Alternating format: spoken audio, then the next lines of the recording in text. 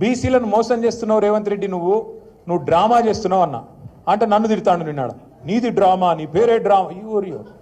ఎవరది డ్రామా?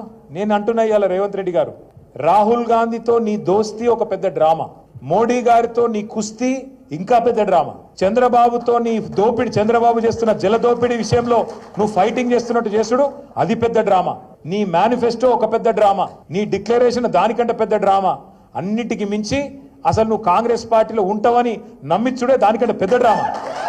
అరే రే రే రే ఎట్లా నమ్ముతారో నాకైతే అర్థం కాదు. ఈ మనిషిని తెలిసినాక, ఈ మనిషిని చూసినాక ఎట్లా నమ్ముతారో నాకు అర్థం కాదు. ఎప్పటికప్పుడు మాటలు మారుస్తాడు.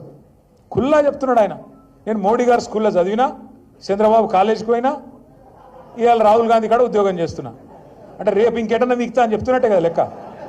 ఎటు సందు దొరికితే అటు పోతా.